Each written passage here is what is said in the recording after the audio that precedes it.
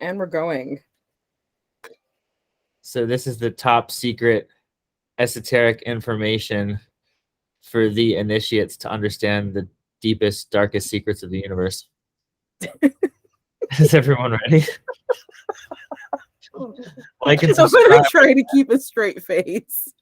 Like and subscribe, otherwise you're going to be automatically blocked from the video. We'll know that you didn't like and subscribe, and you'll be never able to watch the whole thing. And you'll be waiting for the rest of your life to know the secret.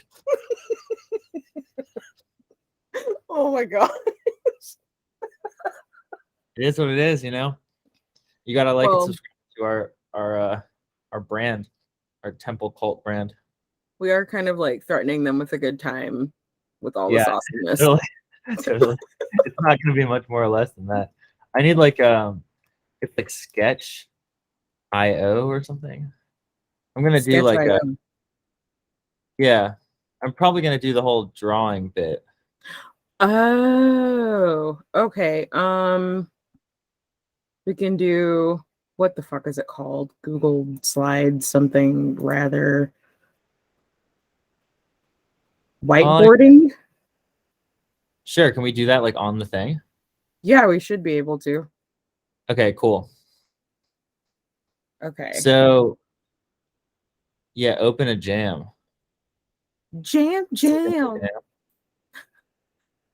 What is up with Google? They're like trying to be hip and shit. Like, it's the universe of the cloud. Okay, so you'll probably have to end up sharing they're like sucking your when you life force out what you're doing, but oh shit. There we go. Okay, so yeah, you'll have to share screen when you're drawing, or I can share screen. That's up to you. Okay, do you want to share screen? That way I can do some fucking top secret shit on my end, so no one will actually know the true secrets. I need to show. You do realize as soon as I do that, it's going to show everything you're doing, right? Oh wait, it'll show it on my whiteboard, but it won't show all the secret files from ancient civilizations that I have going on. Oh no, it will hide all the files. Good. Okay. No one will ever. I'm trying to find this one meme though before we get started because it's fucking hilarious. Should I not share yet?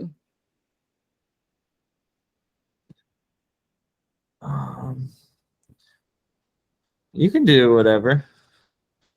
I don't know if I'll let us share at the same time. It's kind of not like Zoom. I know. I should have waited to record. Oh, it's cool. If people get pissed off about this, they can. Yeah, this is like the drum roll or whatever. Yeah.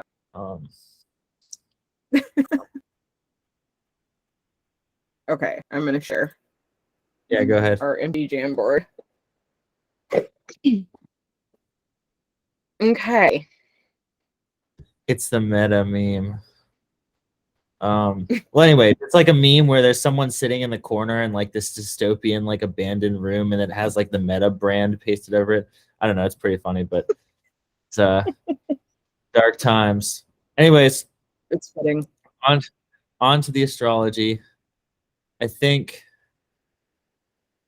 what I'm gonna do here is do a little cosmology-izing based on the planets, right? So I'm gonna draw this out here. Let's do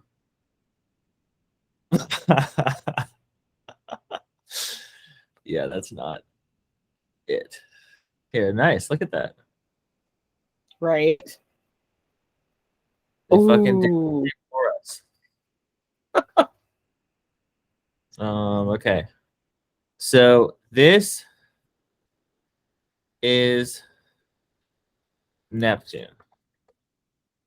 So when we're talking about Neptune, this is just this is your little fucking cheat code for all of you astrology nerds and weirdos out there. This is Neptune. Like you could literally just think of Neptune as this. It's like the ocean of consciousness. So I'm probably going to delete some of it as we go along. So we'll do Neptune first.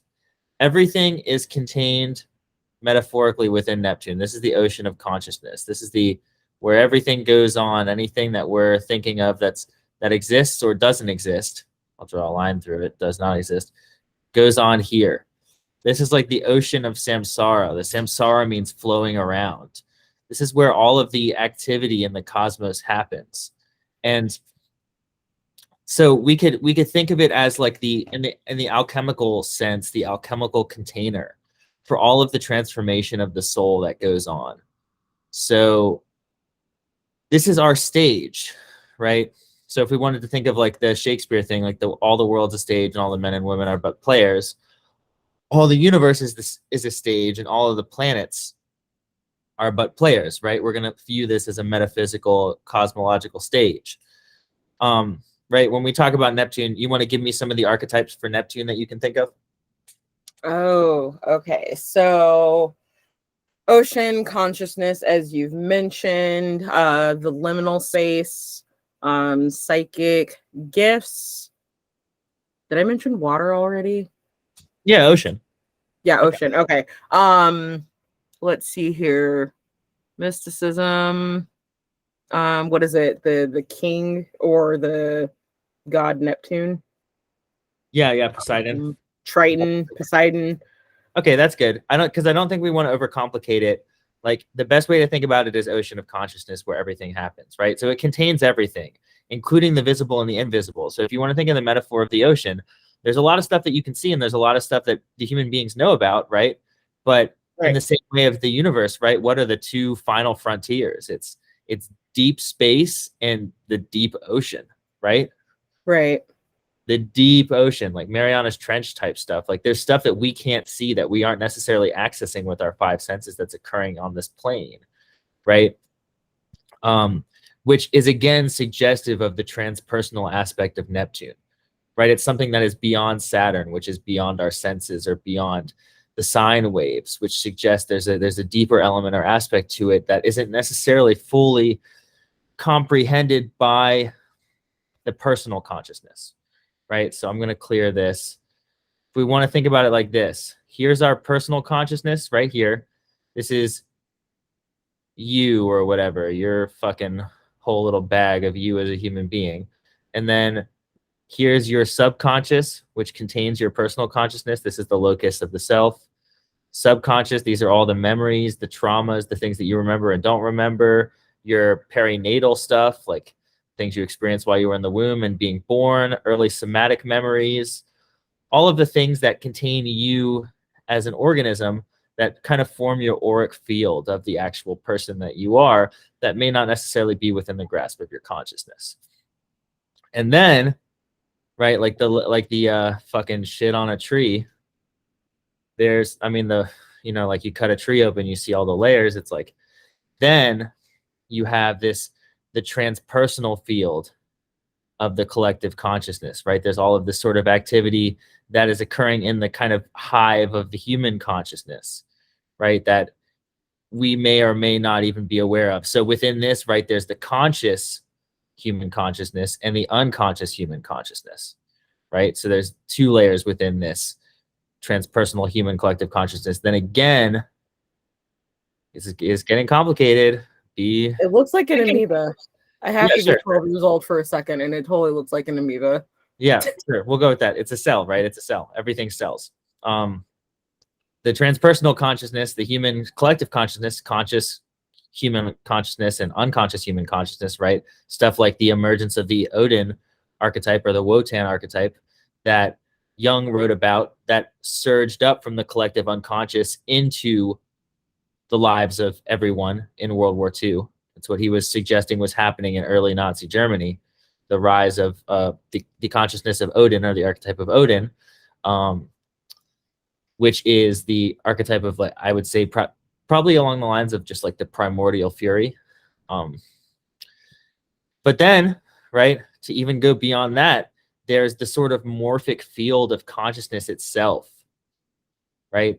That is all consciousness of all life, which is Neptune. It's sort of like people in the New Age fucking blah, blah, blah use the term Akashic Records. You could say the morphic field. It's just the field of consciousness where everything happens all the time.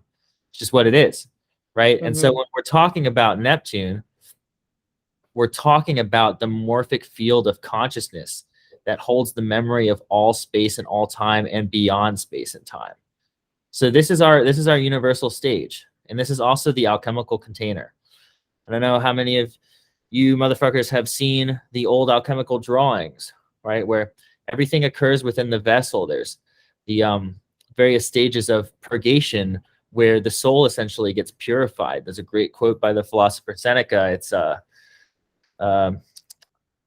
what, like a gem must be polished, so must the soul undergo trials, right? And so that's what we're doing here on this stage of the universe, right? We are a soul undergoing trials in a body or an instrument or a vessel through which we experience the human experience, which is the realm of the sine wave or the realm of Saturn. We come down into consciousness.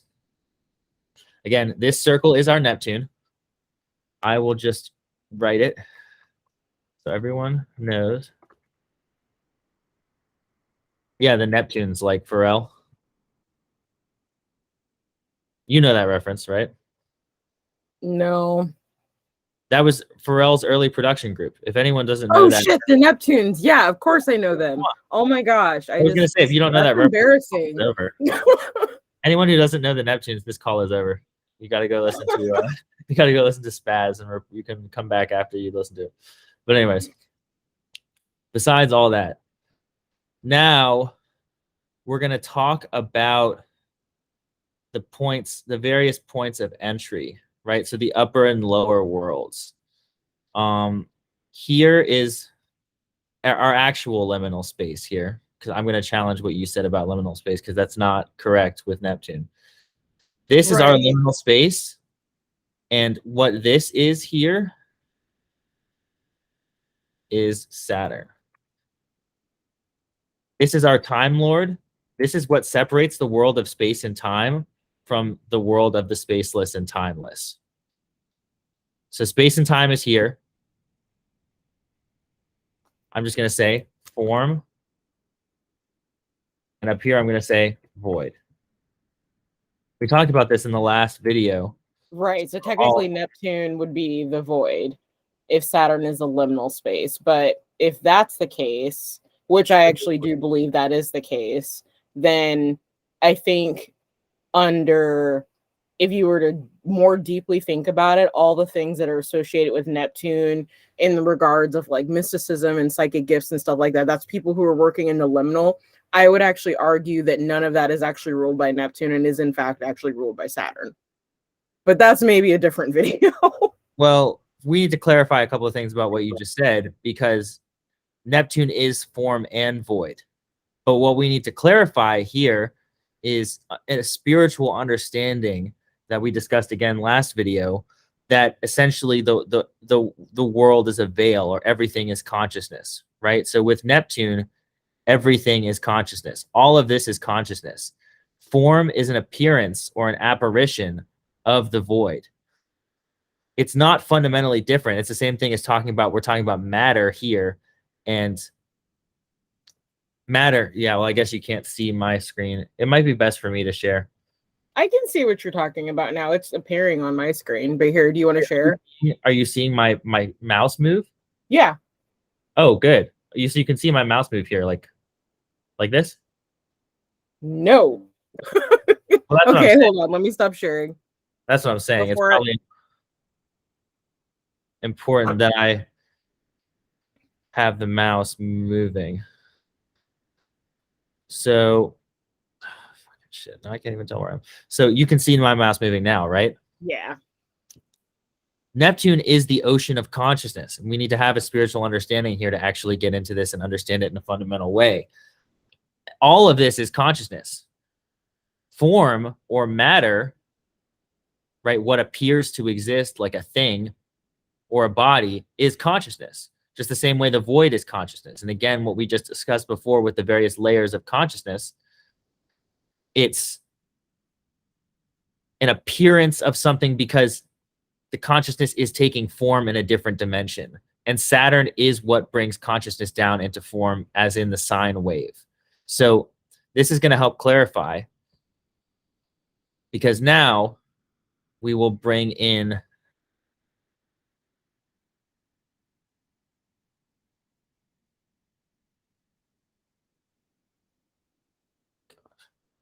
So kind of like a projector. Yes, you are fucking right. Woo! Just as Dane Rudyard says, Uranus is like the bullet that shoots through the wall of Saturn and forms a gaping hole. Ah. That's what Uranus Okay. does. Uranus transmits the spiritual life force energy down through the liminal space of Saturn, or down through, as the Native Americans actually said in terms of their sacred hoop of stars, the soul comes down through Saturn, right, as far as the eye can see, literally comes down through Saturn in the I believe it comes down through the Orion's belt, down through Saturn, down through Orion's belt, and into the world of form, which is the world of that which we believe we can perceive. So again, all of this is the ocean of Maya, or the ocean of the samsara. It's the ocean of consciousness. We're believing we're perceiving all of this. It's occurring on the stage of consciousness, Neptune. Uranus is the life force, spirit energy that comes down from the void, right? Again, like if you think about Zeus or the lightning bolt, right, as ways to describe Uranus, comes down through the world of void and takes form. There's a couple of different things I could show, but this is making sense, right? I don't think we need to make it. Yeah, that makes sense. So in the world of form, we have our kind of our, I guess, our scrying glass is what I'll call it, or the lens through which we are perceiving this process occur, which is actually the way that Jupiter relates to the moon in an esoteric sense, because the moon reflects the light of this action. But Jupiter is also the way that we are interpreting this movement. So you could think of Jupiter as our vision, or our sight, or our way of seeing. Our way of seeing is observing this process unfold and forming a cosmology or a philosophy or a way of thinking about life. And that in turn informs all of the action of our personal planets. Right? I don't know if we'll necessarily go into personal planets in this part. Maybe we will. But that's what Jupiter does. It's kind of like, if you think about the asteroid belt, or like if you think about Jupiter as a kind of shield, right? Mm-hmm. Where it's observing this metaphysical, cosmological process of form and void occur, and our interpretation of this process, which makes Jupiter really one of the first personal planets in terms of this kind of outer belts of planetary action. It makes it one of the first personal planets in the sense that it is our interpretive vision, or our interpretive lens of this cosmological process. So you have people who are in various stages of spiritual initiation in terms of observing this process of form and void, right? Mm-hmm. Like Buddha or Jesus Christ have this fundamental understanding that everything is consciousness, right? And there is this sort of metaphysical process of transformation that's occurring, where consciousness moves in and out of vision, lives and dies, is born and reborn on this. You can see my mouse here, just on this kind of wheel. Get out of here. I see the T. I was going to try to bold void in form. Are you fucking sabotaging? No, you can go ahead. No. Just fucking sabotaging my presentation. God damn it. Yeah, go ahead. Bold it if you want, if you think it's helpful. But again, right, oh my fucking Lord. Yeah. But as you go ahead and bold these, what I think needs to be noted is the world of form and void is no different. You could think of between heaven and hell, right? The world of density and the world of amateriality. It's kind of one of the primary, I think, essential esoteric principles, is that heaven and hell are the same thing. They're consciousness, but it's consciousness in various different densities and taking various different appearances, right? So again, Saturn is that kind of transdimensional. I would actually say, right, I think you did say this, Saturn is the liminal. Yeah. Saturn is actually the point of transition between form and void. Saturn is where we do our work in this world. We're like in the trenches, right? We're in the field, we're in the trenches. But in this world of void, it's like our metaphysical mirror, which again is why the moon is so intimately involved in this process and is so important to life on Earth in so many different ways, obviously, right? We could go into the physical and metaphysical implications of the moon. It might be another time, but This is always reflecting. The same way that we talk about cosmology and psychology, or cosmos and psyche. This is the same thing. The same thing is always happening in the physical and metaphysical, but it is that it's being translated through a density, right? Being translated through a dimensional transition, which is Saturn, into the world of form, which is how we become incarnated from void. And this is also, right, Uranus spirit comes down into form. And maybe I'll do a little embellishment on the traditional Pluto glyph. But here's our Pluto. This is the seed of the soul. And this is interesting because I'm going to be totally honest, right? I don't think anyone really has total understanding of the soul. And this is a lot of the work that I do philosophically. But Meister Eckhart talks about the mustard seed, right? This is the seed that's germinated in the action of the spirit coming down into the world of form and void. You can see the cross that happens here, right? Uranus coming down through Saturn, this cross. We're effectively crucified on the cross of matter. Spirit is crucified. I said crucified on the axis of form. So again, I'll just do. And this is Christ consciousness. Spirit is here. Spirit on the vertical. Matter is the horizontal axis. This is us. Right here in the middle. And this is why Saturn is so important. Because Saturn is the translation. This is us. Right here in the middle. It's really going to annoy me that I can't center it. Yeah, it's going to be a bitch like that. So, you see what I'm talking about here. I'm just going to delete Yeah, this. I see exactly what you're talking about. But that's where we're doing our work.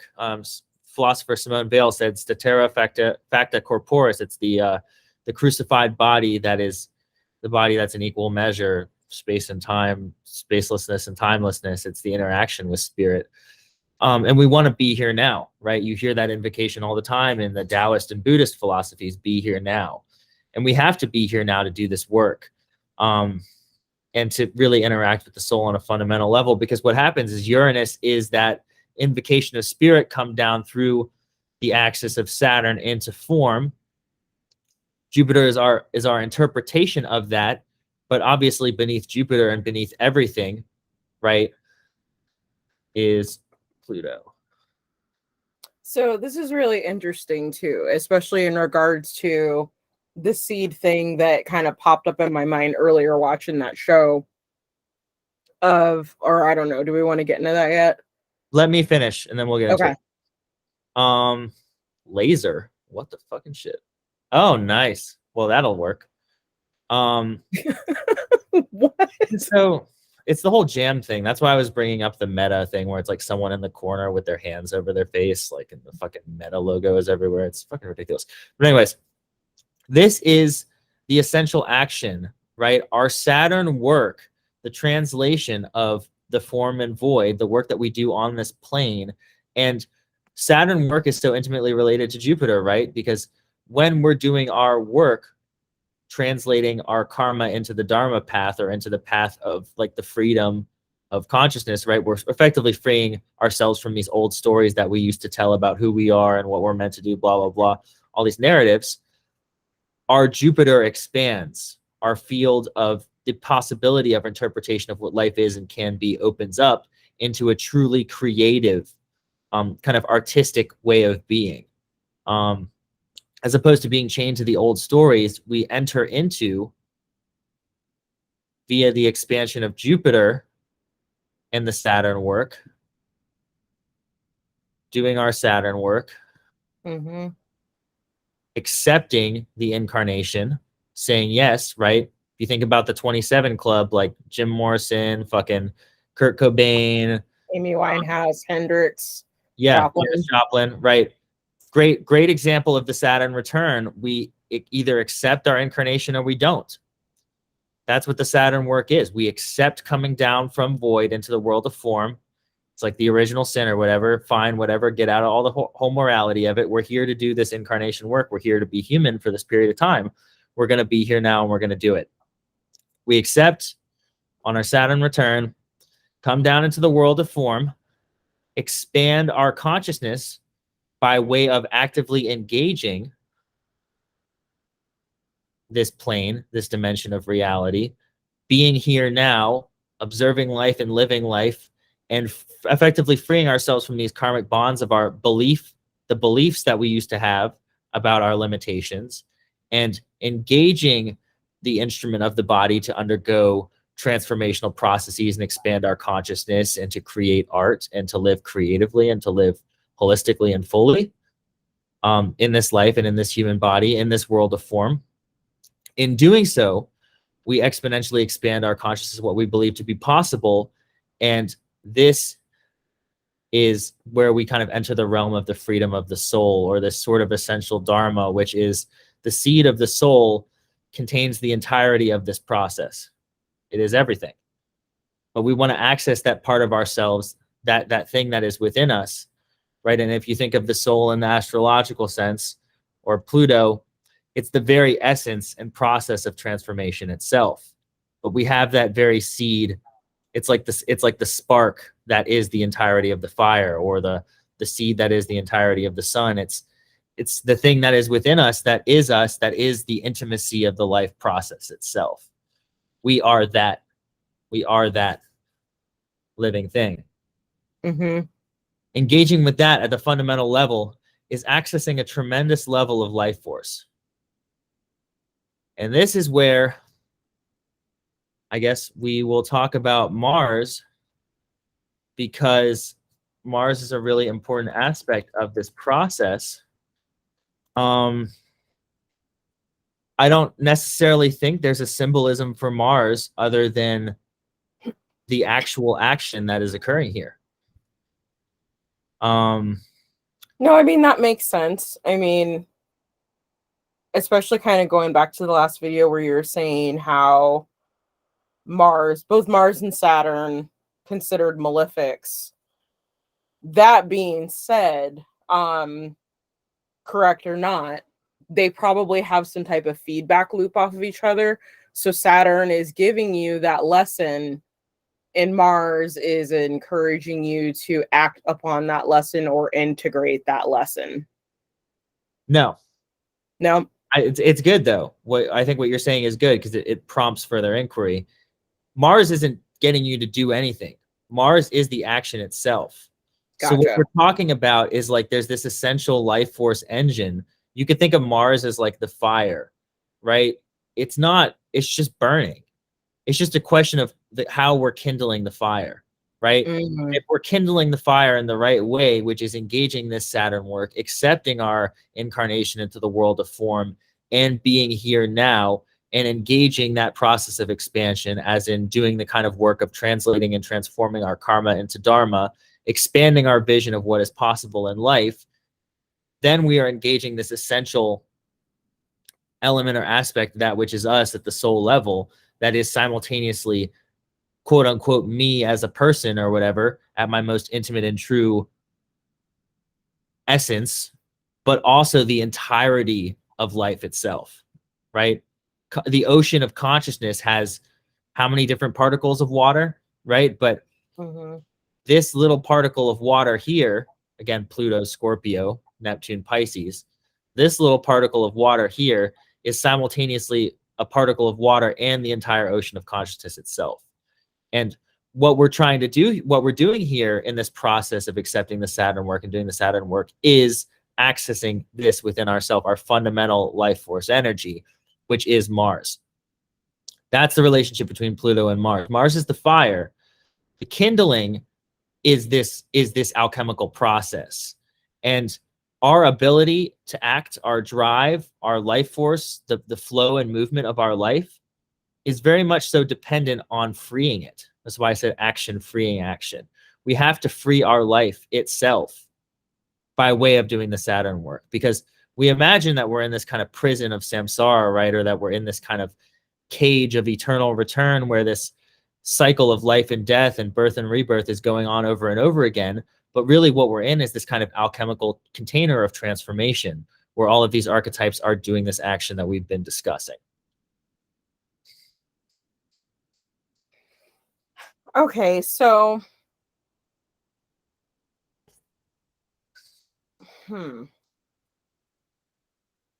I can see how Mars fits in a way with the idea that I came across that, you know, what if this transit of Mars square Neptune isn't actually about planting a seed, but more so carrying and protecting that seed. And as I was thinking about that, it's like, okay, that prompts some other questions. Like, if you're protecting it, what are you protecting it from? Right? We're freeing it. We're freeing our Mars.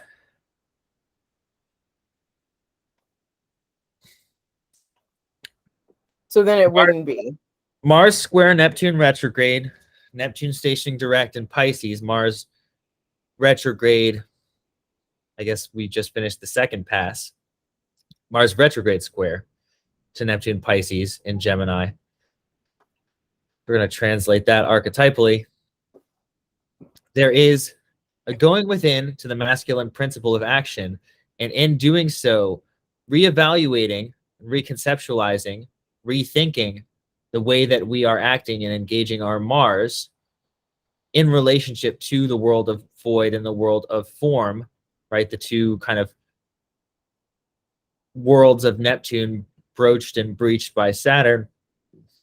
The dual action of Mars, the way that we translate our Mars from thought into action, from void into form, which also implicates this Jupiter station that just happened. Mm-hmm. That translation, how are we doing it? Why are we doing it? And is it free? With Mars, the most important thing is that the life force energy is free. That's the relationship between Mars and Pluto. If we are not in our soul, in a soul-centered way, engaging life, Mars will be blocked and restricted and constricted. That's also Chiron retrograde in Aries. So it's a timely time to have this discussion. And I think Mars is taking center stage right now, once again, for good reason, because this is our life force. It's not a manly man, blah, blah, blah. Like, it's whatever. Like, I'm not even, because I will rant. I will rant and rave. I will rant and fucking rave. This is your life force energy. If you want to disavow your Mars, go the fuck ahead. If you think it's like patriarchal or like some sort of fucking crazy ass, like our society. Oh my God. Anyway, you're gonna start ranting, aren't you? Literally do not listen to like 99.99999% of every fucking astrologer that talks about whatever they think they know that they're talking about right now, because they don't, especially related to Mars. You have to free your Mars. You have to free your action. You have to free your ability for your life force energy to flow.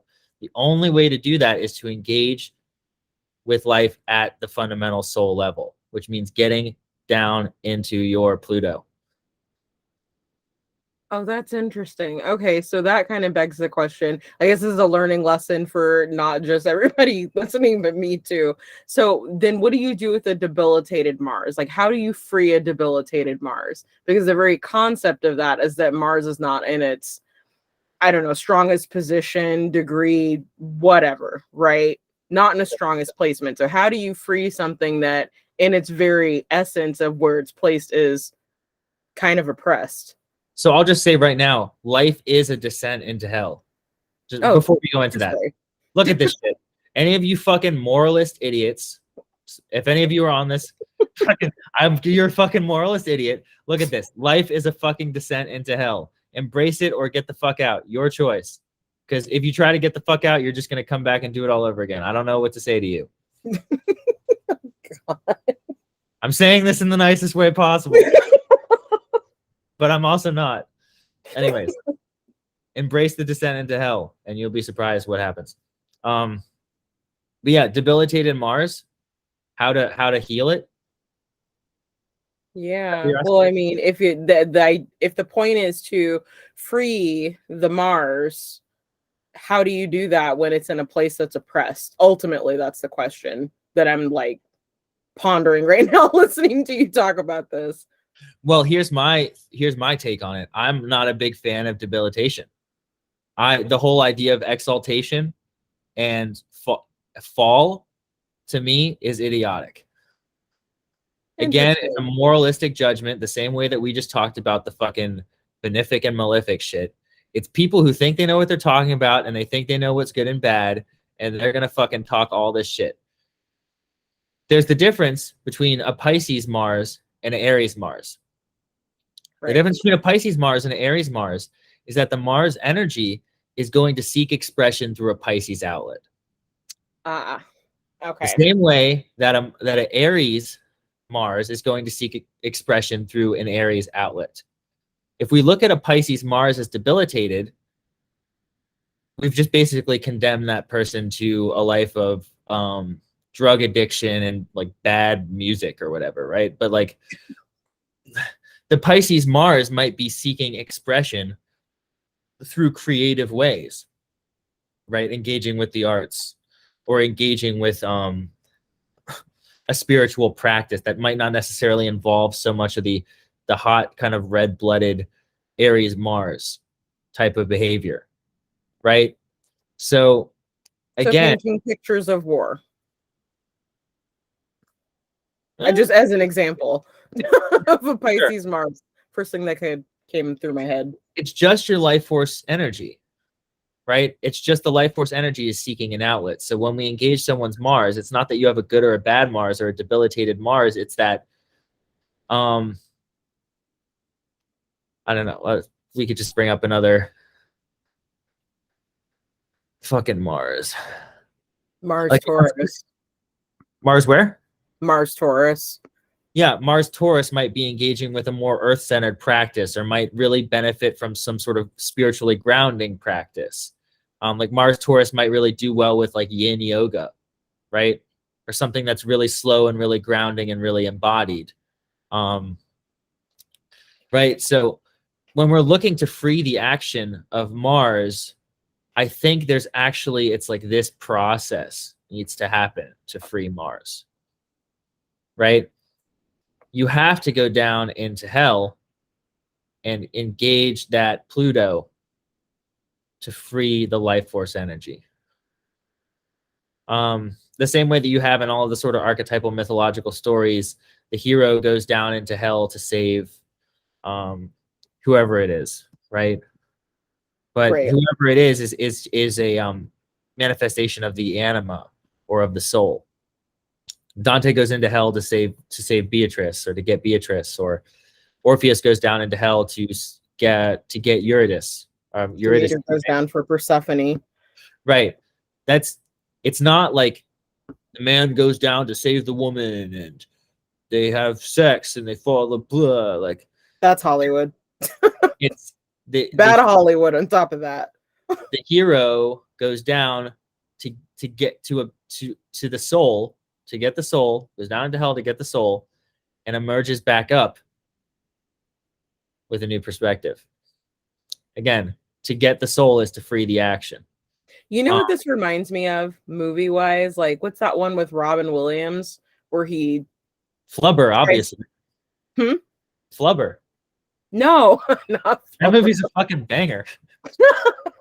It is, but that's not the one I'm talking about. Oh my God. It's the one where, like, his wife dies and he basically like chases her into hell because, or maybe it's his kid, I can't remember which one it is, but he basically chases or goes into hell because he wants to be reunited with them so bad. And it literally, like, just the visuals of that movie kind of shows this process. What the fuck is the name of that movie? Flubber. No. That movie's fucking dope. I'm watching Rush Hour, then I'm watching Flubber. What Dreams May Come. That's the movie I'm thinking of. What's it called? What Dreams May Come. Oh, nice. Cool. Well, I mean, we could go into the sun and moon and Venus, but I'm going to be misogynistic and exclude Venus. Oh my gosh. Comment in the chat. Mars, man. We're including the man today. No. Okay. Yeah. Sun, Moon, Venus, Mercury. We could do it another day, but the only reason I included Mars here is the life force energy aspect of it. I don't know. I don't really have too much else to say about this. There's no need to overcomplicate it. I mean, I just hope this shows archetypally the process that's unfolding and in the container here, right? And so I don't know if, I don't yeah. know. I'm still kind of on the seed thing because, like, the more that I was thinking about it, like, here's the gardener coming in again, right? So, I mean, there's species that you're supposed to plant, say, like in the fall or like as late as you can work the ground, because that exposure to cold will help them grow and it helps them thrive and actually produce. But like looking at it from the terms of humanity, most of the foods that we eat are grown in, spring, summer, and fall, generally speaking, most areas. So in the wintertime, there's no seeds are actually, in the ground doing anything. Usually you're protecting those seeds so that you have some type of harvest for the next season. So, like I said, as I was watching that show, I was thinking in the terms of, these passes between Mars and Neptune, like either this is one of those time periods of times, and like it's either really rare that this is happening, like really rare things could be happening to people, or it's more of a survival thing where you're saving that seed. So I don't necessarily know how that ties into all of this. I mean, I can see it with Uranus coming in there. And how, we're Christ consciousness, but beyond that, I don't know. It was a thought bubble. I went with it. Well, think about the volcanoes that have been erupting lately. I can't help it. That's all I think about is all these volcanoes erupting. Well, here's what we're talking about. The volcano is an excellent analogy for the process of transformation. We have Okay. what we have here is we have what we just discussed here.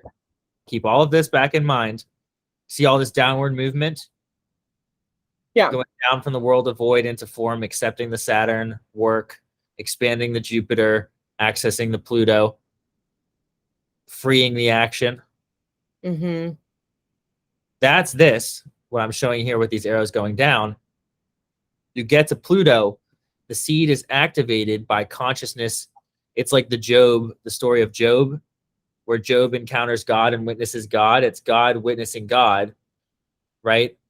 The soul witnessing the soul, Pluto witnessing itself, Pluto witnessing consciousness, the water witnessing the molecule of water witnessing the ocean.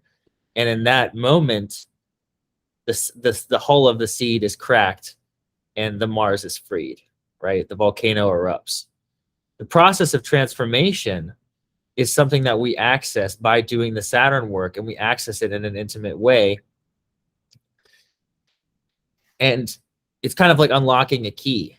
It's like the key to the gate of hell or something, right? Where it's like we unlock the inner key that is us, our work in this world, our Saturn work. We get down into our soul and we free the Mars out into the world. We free this fundamental creative expression through the expansion of our Jupiter, our expansion of what we believe is possible, access the soul and create from the soul. So if you think of like the masterworks like Da Vinci or Caravaggio or blah, blah, blah, like any sort of creative masterwork or any sort of masterwork of living, right? The magnum opus or the philosopher's stone, that's the freedom of Mars. Accept the Saturn work, expand the Jupiter, access the Pluto. Accessing the Pluto, we make that contact, consciousness witnesses itself and has this incredible birth of creative life force energy in whatever sort of way that Mars wishes to express itself, right? Mm-hmm. Any questions about that? Because I mean, I hear what you're saying. I want to keep it at this level because this is the level that like it's at. It really is at, you know. Yeah, I get you. So that's what I got. And you have any questions about it or anything that you want to say or discuss here? post that. No. I mean, it still kind of ties into the last video about basically seeing, like you said, the seed cracking itself, the plant starting to actually form. You still don't quite know what it is. You just know that it's a plant because the seed is cracked. So, yeah. Yeah, and this is like the archetypal process of transformation that is all life, right? So it's like we are engaging that, plants engage it, animals engage it, but something that might be a little unique about the human process is that we have that ability to get to that soul level and have this sort of revelation of consciousness witnessing itself. It's like what the philosopher Kierkegaard calls dialectical redoubling. It's, again, the story of Job and God is the best representation of it, where Job witnesses God and actually sees the limitations of God. It's consciousness witnessing itself and seeing the field of consciousness and even seeing places that consciousness hasn't witnessed itself previously. It's like standing on the mountain and overlooking the village, right? You could be in the village and you could climb the mountain and then you could see the village. It's like the story of Zarathustra from Nietzsche. He climbs the mountain and overlooks the village and comes back down and tells the people what he learned. And they're all like, what are you talking about? You're crazy. But it's just like the William Shatner experience too, right? Yeah. Witnessing the Actually, earth. I'm realizing now that that's a theme. I've been trying to figure out, the whole, especially just because of the placements that I have for both Mars and Neptune and just how much of that energy is in my chart. It actually just clicked for me how it's manifesting. And it is that conscious self looking within and on the subconscious self and experiencing that while doing it. That is literally the theme. Yeah. At least for me. Again, Neptune, the ocean of consciousness. That's really I think the best way to think about it. All right. Well, I don't have nothing else. I'm looking to see if I can see the meta thing.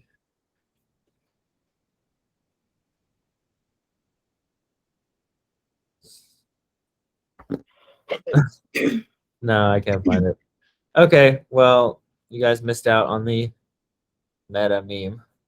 Oh, here's a good one. Oh, here's a Tia related meme. Is it something like a comet exploding over the earth? Oh my fucking god! How did you even know? Hold on, here it is. We have to do one meme here.